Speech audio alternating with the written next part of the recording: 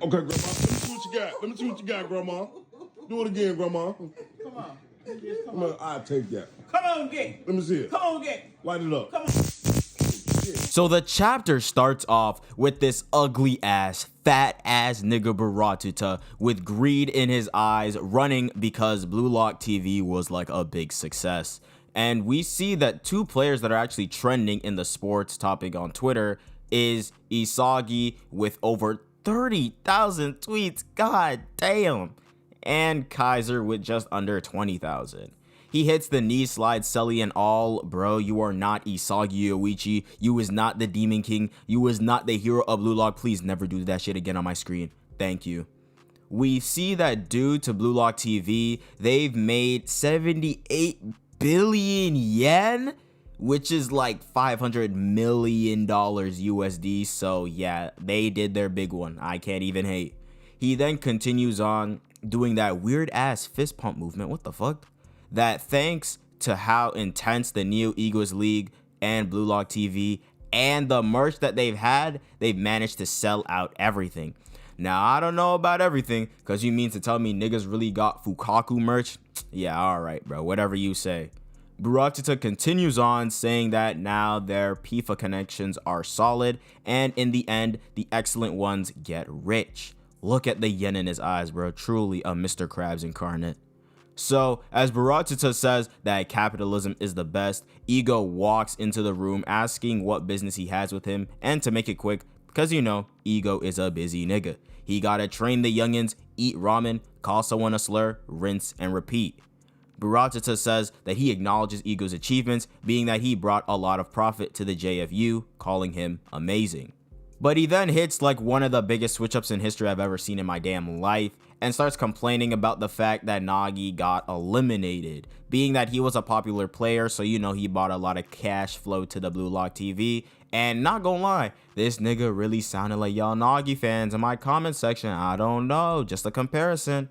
Ego says that he was eliminated because those were the rules and that the league is over already. That's what I'm trying to tell him, Ego, bro. Like, they just don't listen. Buratsuta says that on the media, everyone's bitching and whining too, talking about Nagi's amazing, how'd he not make it, and Ego sucks, he's the worst. By the way, if you genuinely believe that Ego sucks, please check yourself out immediately.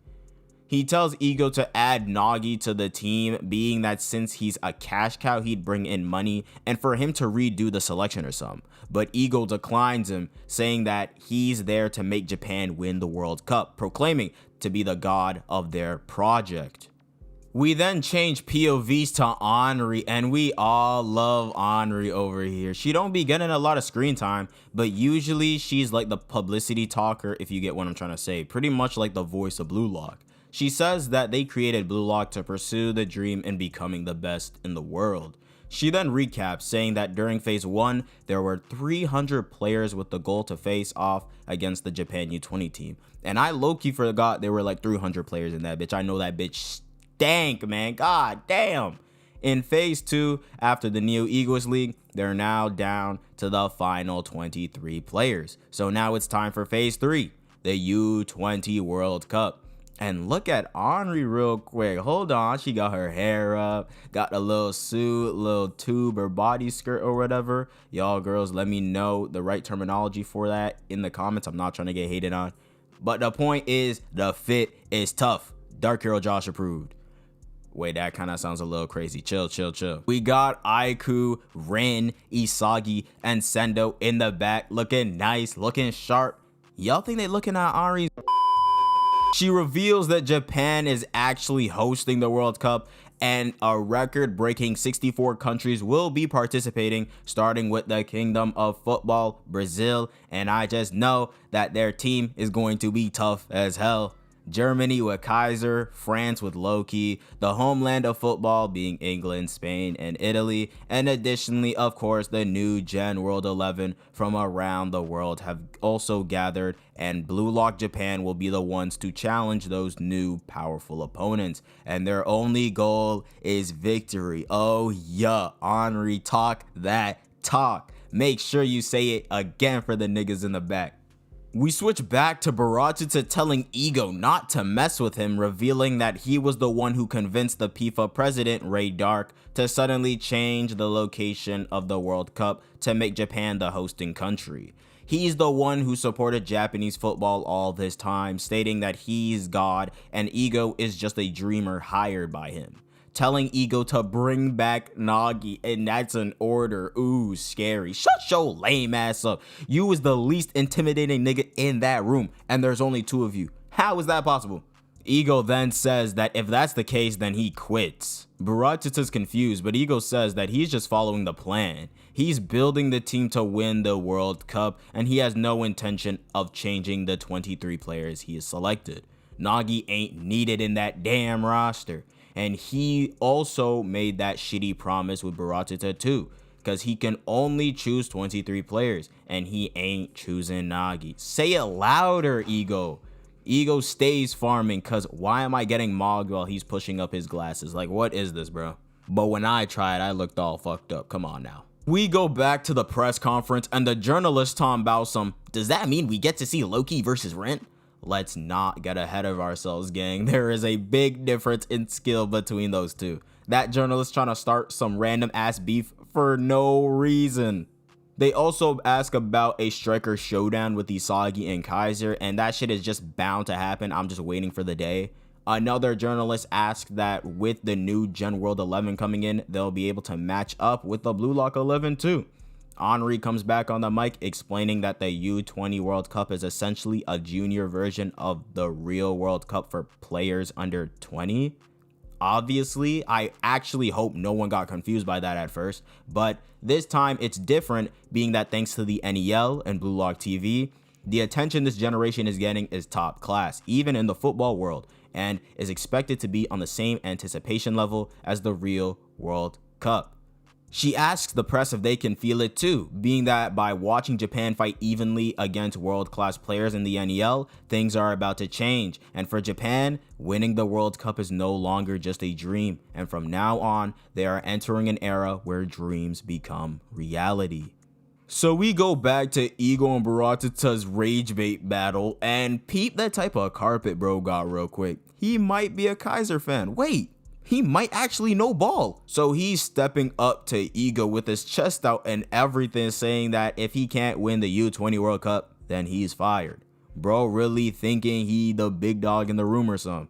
But Ego then says that it was his intention from the start to win the U20 World Cup, and that he'll make Japan the hottest place in the world for football. And Buratsuta says that he'll turn that into the world's biggest business content.